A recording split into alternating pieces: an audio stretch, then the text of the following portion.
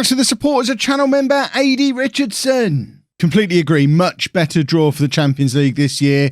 We just pretend Liverpool don't exist. Doesn't matter what we do against them. We should still be fine for the knockout rounds. And from then, as you've proven many times before, you don't care if we get any further than that. I know plenty of the rest of us would quite like to progress beyond there, but you'll be happy with that again, won't you? Yeah, we need a bit more ambition around here, but we also need some ambitious transfer budgets to go with it.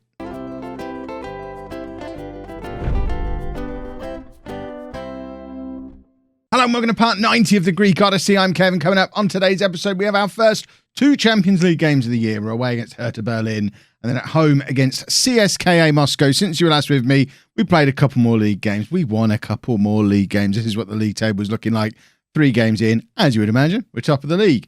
A pleasant surprise. We have the best striker in it again. It's Ryan Allen, who is 5 goals away from being Scotland's all-time highest goal scorer at the age of 22. Can he do it before his 23rd birthday? Because if he can, that's utterly ridiculous. How many international goals is this boy going to score? 41 from 47, and he's banging them in for us this season as well. 4 from 3. Last year in the Champions League, hold on, not for us. For Celtic last year, 4 goals from 13 appearances in the Champions League run that they went on. Presumably, they must have had to have come through a lot of qualifiers to have played 13 games. He then played 2 for us and was rubbish. But hopefully, he's a little bit more settled in now, ready to bang in some goals for us today against Hertha. So we're going with Tennessee in goal, a back four of Kansarovic, Criado, Hernandez and Solorzano, Milo at the base of the midfield, Dominguez and Duffy ahead of him, Allen out on the left today with Carnevali up front, and Lensina, our captain, from the right-hand side. Let's get into the game. As many of you have pointed out in recent days in the videos, in the comments, Acosta doesn't turn up in the Champions League ever, which is why he's nowhere near the team. The question mark really is, if we're playing this front three, have I got him the right way round? Because Carnevali, I've always said he's a winger, but he does score goals and he is a constant goal threat, but then so is Allen. So I don't know, maybe we're leaning towards a front two, but then Lensina is our captain now and he's a winger, and we've got German and we've got Sanchez. We've got a lot of good wide players. There's lots of combinations of players we can play here at Apollon now. I just need to master playing them in the right combinations against the right opposition and hope that that's enough to get us a little bit more progress in the Champions League this year. This is the first year in a long time we're going into the Champions League campaign with what I would argue is a stronger squad than we went into the previous years with. We haven't lost anyone major. Yes, Cordoba went. Yes, he was our captain previously, but he'd also lost his place in the team last year. And to have Allen as part of the squad now, plus the other new youngsters, we're going to be strong this year in the Champions League. And Carnevali proving that point by opening his account for the season on 9 minutes. It's Hertha 0, Apollon 1. We said in the transfer special yesterday, these 2 games today, we've got to be thinking in terms of 6 points by the end of this episode, because tomorrow is going to be the Liverpool doubleheader and we can't expect to get much out of that. If we come out of today with 6 points, maybe 1 point tomorrow across 2 games against Liverpool, then we probably only need to win one of the final 2 games. And realistically, we should win them both against Hertha and CSKA Moscow. This should be a relatively straightforward qualification campaign this year. And it's just going to come down to who finishes top of the group. And it's probably going to be Liverpool. But as we've seen in the last couple of years, it doesn't really matter whether we win the group or finish second in the group. 2 years ago, we won our group by winning all 6 games, and then got Atletico in the first knockout round, who went on to win the entire tournament. Last year, we scraped through by the skin of our teeth and got Inter Milan in the first knockout round, who were top of Serie A at the time. So it doesn't really make much difference. You can't account for what's going on in the other groups. We've just got to make sure we qualify and hope for a little bit of luck. Just like that year we got through to the final of the Europa League without having to play anybody good until the final when Tottenham beat us. How much I would like a Europa League final against Tottenham now. Not this year, please, because that would mean not qualify from this group. But we'd have a Europa League under our belts if that final had happened 2 years later. Right, it's Hertha with the free kick from this left-hand side, swinging it in, but it's dealt with by Hernandez, and Allen clears forward to Carnevali, who holds it up quite nicely. In fact, he doesn't, because he's given the ball away there, but he is tenaciously trying to win it back, and Kansarovic eventually does make the interception. Duffy, ball over the top for Carnevali, who's used his pace to somehow get in behind the defenders, despite starting the move in his own half. He's quick, that boy, And Alan is just as quick. And that's why I'm speculating with the idea of maybe playing them both up top or rotating which one of them comes out onto the wing. There used to be a thing in FM, I don't know if it's still there, where you can automatically get players swapping over in the game. And that would be an argument for when we play these two in these roles to have Alan and Carnivale basically swap between being up front or out on the wing as the game goes on, as they see fit. Let them play with a little bit of flexibility. But the last time I went looking for that button, I couldn't find it. Kansarevic plays Alan in. That's a lovely little pass. Alan is there and grabs his first of the game. First Champions League goal for Apollon. His 5th goal of the season. It's 2-0 now, and that puts us back to the top of the group because Liverpool are only 1-0 up in their game. We want to get to the top and stay at the top. That's got to be the plan for this season. Kansarevic, lovely little pass. Alan, fortuitous little deflection, but he did get himself in a good position, and it was a good finish once he got the ball back. So, yeah, he got a little bit of luck, but he absolutely made the most of it. That, I would like to be the theme of our Champions League campaign this year. We'd like a little bit of luck with the draws, but when we get that little bit of luck, we want to make the most of it. And Alan, with an easier chance to score than the one he had, he did score from, ends up shooting wide. And these as a front two have been very, very, very dangerous in this game. To the point where Lensina, who's been amongst our top scorers for the last 3 years, amongst our best players for the last 3 years, we've not even noticed he's playing yet. And maybe the weight of the captaincy is holding him back a little bit. Who knows? Kansarevic intercepts again and once again finds Alan, who just turns and runs. But this time he does get tackled. But just like we saw with Carnivale before, putting the defence under so much pressure, they make a mistake and Duffy capitalises on it. And Carnivale, from the resulting chance, forces a corner just before half-time. A third goal here would be lovely. Milo hitting the in-swinger. It was aimed at Alan, who was hovering at that near post, but he couldn't connect. And now Hertha do have the opportunity for a counter-attack, but Milo's charging back. Yes, I think he's probably got himself a yellow card there, but it was cynical professionalism, gamesmanship. He knew what he was doing. He decided to take the yellow card. And he's our defensive midfielder. We have to trust him to make that decision. He's allowed one a game. We have to trust that when he decides it's time for him to take the yellow card, it's the right time. And I would agree with him there. They were through. That was the time to make the foul if you weren't going to catch up with him. And he wasn't. Right, it's Hertha on the attack again, dancing around Duffy, who'd come across to cover, but he plays it forward to Milo.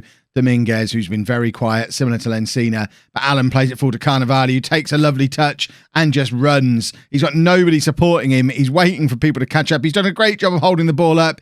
Alan crosses to Lensina, who plays it back to Solorzano, who scores from the edge of the area.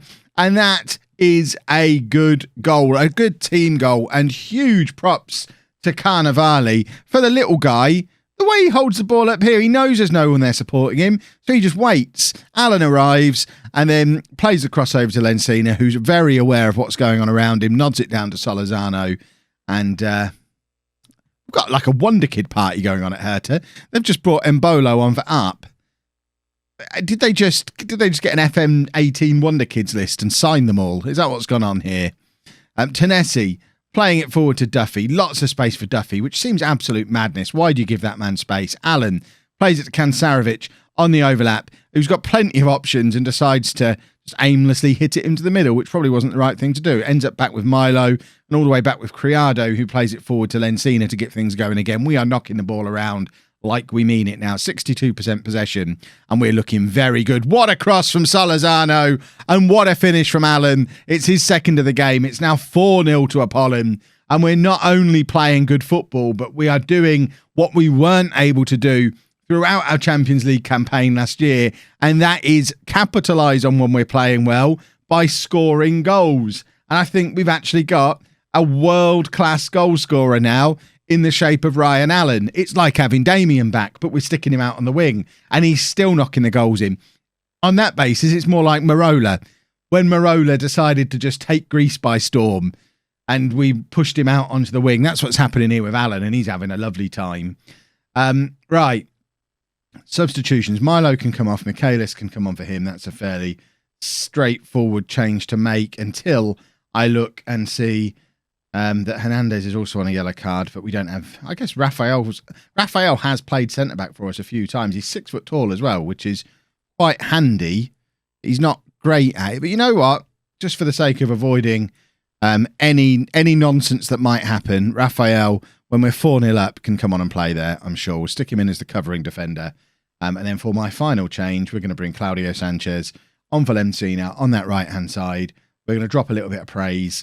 And I do think this team most closely resembles that early Apollon team, the first great team we put together with Marola, with Damien. And I think Carnevale and Allen are the closest we've had to those two since then. I would argue, I mean, you could argue Acosta is more similar to Damien, but he doesn't have Damien's pace. I would like a combination of Carnevale and Acosta. If we could mush that, if those two could have a baby, we'll have that as our striker. And that baby would be called Damien, because that's exactly what he could do. He was big, good in the air, and quick. He was perfect. But I don't think we're getting Damien back anytime soon, because last time I checked, he was wanted by Real Madrid after banging in the goals for Dortmund. We have let a goal in here. I'm not going to blame Raphael, even though that is him there, isn't it? No, it's Dominguez. Okay, then we really don't need to blame Raphael. And what we don't want to do is let Hertha back into this game. Liverpool are 3-0 up in theirs. We want to stay top of the group. Goal difference might end up mattering. Dominguez, back to Michaelis. Sanchez now. Let's get back to playing with swagger. I know it's hard to do when you make a triple change. We've derailed ourselves a little bit, but let's get it all back. We've still got a lot of world-class players on this pitch. Michaelis, playing it out to Solorzano. Tucks it back inside to Michaelis again, who is very much enjoying playing back in midfield again. Allen's in on a hat-trick, but can't quite get the shot away, but does come away with the ball again. Kansarovic trying to get the crossover and can't. And I think that might well end up being the final highlight of the game, because we are drifting towards that final whistle. And there we are. Hertha 1, Apollon 4. And I would definitely argue that Hertha are supposed to be the third best team in this group. And we've just battered them away from home. We should be good for qualification this time round. We can confirm that against CSKA Moscow in the next game. We've got to play a couple of league games first. But like I said before, it would be very nice to go into those Liverpool games tomorrow with 6 points already on the board. Couple of games played, couple of wins. Ryan Allen has now been upgraded to an elite striker.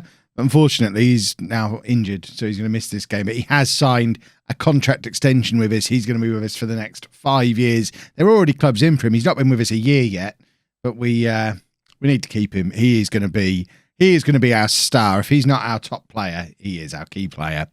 He's surpassed Dominguez already. What a signing he'll turn out to be. Goodness me.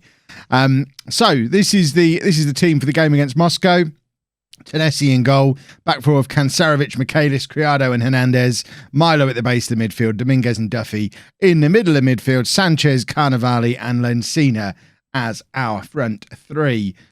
We've got an injury to Solorzano as well, which is why Hernandez is playing at right back. In other news, Jair, the centre back who I signed another Brazilian wonder kid and couldn't loan him out.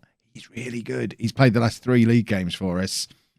Jair and Hernandez is our future at the back. The problem is, of course, they're both non-EU, and eventually they'll both turn 23, and we're then going to be limited by how many of them we can register in the squad again. But that feels like a problem for future, Kev. I mean, Jair's still 18. We don't need to worry about him becoming in that category for another 4 or 5 years. So I think we're okay for now. But the likes of Lencina and Sanchez and Acosta, Tennessee even, there's going to come a time where we're going to have to move them on or move on these youngsters that we've got, because it takes so long to get a Greek passport. I think it's like 8 years in Greece to get a Greek passport. In fact, who would have been here longest? I know we're in the game now, but I need to check. So Sanchez has been here a long time, although he did spend some time out on loan. But Sanchez has been here 1, 2, 3, 4, 5 years. So he's still got, you know what? 2 years. So before Hernandez becomes over 23, Sanchez will be able to get a Greek passport if he's still here. See, it's not even going to be a problem long term. Easy peasy. I planned all this. I've got a big continuity spreadsheet. I should have a continuity spreadsheet. That would be awesome. Right, Dominguez playing it through to Lencina, who turns and runs and cuts it back to Milo, which is a bit of a weird pass, but it does keep hold of possession for us. Milo playing it out to Hernandez, who is out there at right back for us today. Cross comes in for Sanchez, and Claudio Sanchez is back this year, boys and girls. He's had a couple of iffy years as Antoine Germain forced him out of the team and injuries and international duty. He was away for a month playing in some tournament or another at some point, but after 2 years of being very in and out of the side and nearly being sold, he is back in as a regular starter this year, and he's scoring goals for fun again. That's his 4th of the season. The great thing about Claudio Sanchez is he's 6'4", so he's such an aerial threat, as well as just being as good a winger as anyone else we've got at the club. So it does give us a slightly different dimension when we're attacking to have a 6'4" attacker in there. I should probably get him on that near post for corners. I love a big fella on the near post, and Sanchez isn't there, and we probably need to set that up at some point. But in the meantime, we've released Lencina down the right, who is charging through.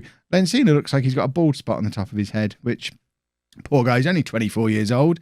He needs to play football in a hat in some of these hotter countries. I mean, it's not going to be much of an issue now because it's October, but once he gets into the summer and stuff, he needs a little hat on or a lot of sun cream on the top of his head. He's going to have all manner of problems.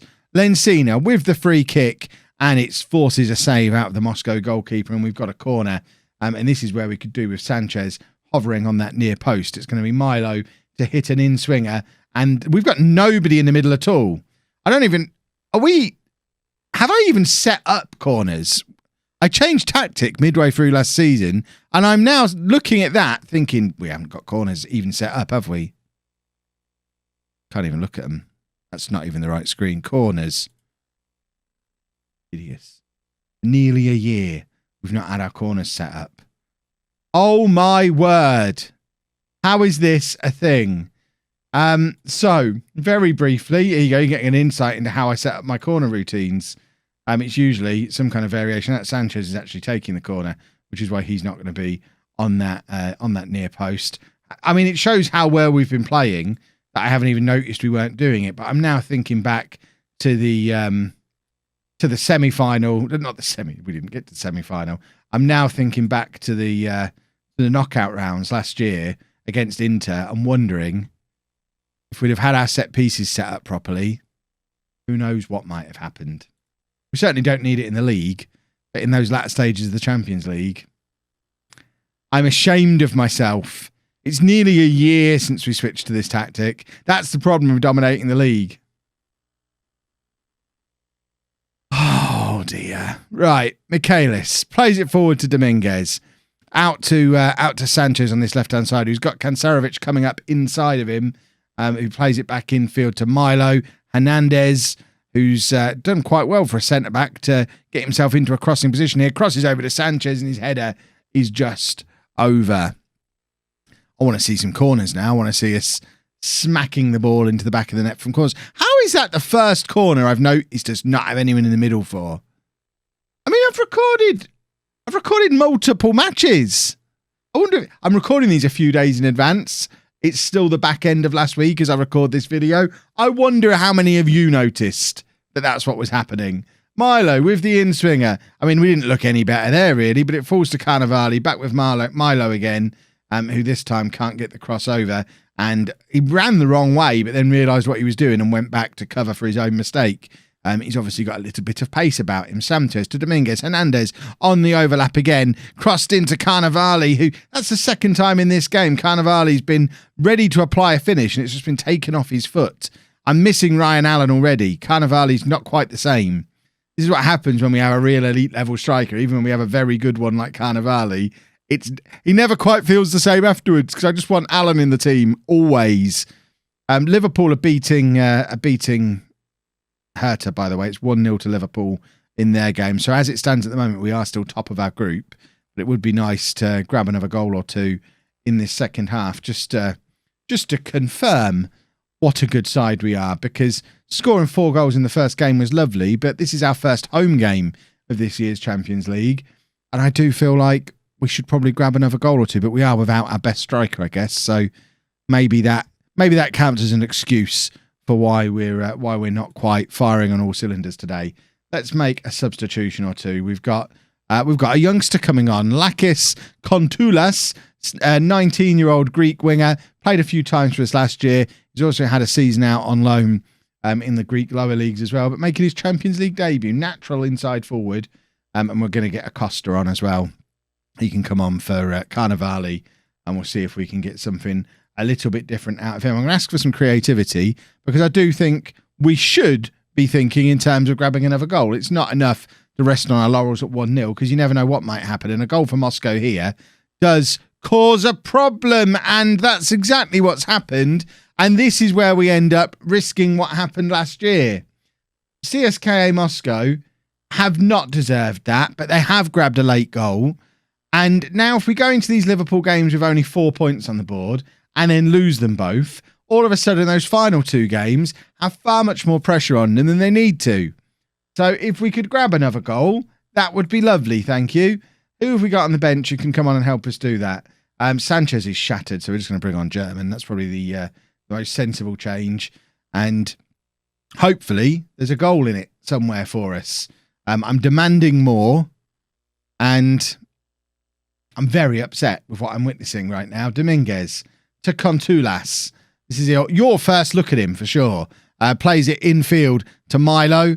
Milo back out to Hernandez on this right-hand side. Hernandez into Milo. Milo, Dominguez, Duffy, Dominguez again. Back to Duffy. Milo finds Hernandez again, who's going to have a shot, and it cannons back off the crossbar, and Acosta is the first to react, keeps the ball in play, but then does succumb to the tackle from the Moscow defender, and we still need a goal. It's German with the in-swinging corner. Criado's there, and he's made up for his miss from his own goal from before, and thank goodness we turned the set-piece instructions on, because it's a lovely corner, a dominant header from Criado. And excellent stuff. 2-1, and we can chill out a little bit now, because I'm still going to ask for creativity. I still think we should be looking for a third. A 1-goal cushion doesn't make me happy, but at least we've got the points on the board. Kansarovic now coming down the left-hand side. He's going to cross it over, looking for Acosta, who's been fouled there, and I think this should be a penalty, and this should be 3-1. And despite having a little bit of a wobble, we should be comfortably approaching our 6 points from our opening 2 games that we were looking for. Acosta from the penalty spot, and he misses. He just cannot do the Champions League, that boy.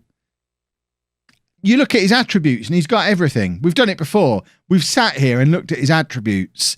And I know I'm not that much of an attribute guy, but I've played this game for over 25 years. I know what a good striker looks like. Even if I don't actively go out searching for attributes. German just reminding me he exists with his 94th minute goal, just to rubber stamp everything. Excellent finish from him. It's because he heard me talking about Sanchez. We are going to look at Acosta again after the game, though, because the man infuriates me. German, lovely finish. 3-1. Liverpool winning their game 2-0, was it? Did I see? Or was I reading a different result? Liverpool... No, it was 1-0 for Liverpool. But we want to look at Acosta. Where is us? Go back into our game quickly. Acosta. Tell me what that man cannot do based on those attributes. Even if we look at his cons on here, which should reveal some of his more telling hidden attribute weaknesses, just says he doesn't get stuck in. There's no mention in there of him not liking big games. We got any mention of big games on here? No, but he's got a determined attitude. He's a smart player. Let's get someone who's a little bit better and knowing what they're doing, see if they can identify any cons. No. In fact, my guy who's got 12 for judging ability thinks Acosta thrives on playing in big matches. Are we looking at the same guy? Unless the Champions League isn't considered a big match for us anymore. I do not understand. Either way, let's not put a negative on what's been a very successful episode. 2 wins from 2. We'd have bitten your arm off for that last year, and hopefully we can get something out of these Liverpool matches tomorrow as well, and get a little bit closer to a more secure route into the Champions League knockout rounds this year. If you've enjoyed that, please make sure you leave a nice big thumbs up on there for me. Subscribe to the channel for daily Football Manager videos. and thank you very much for watching.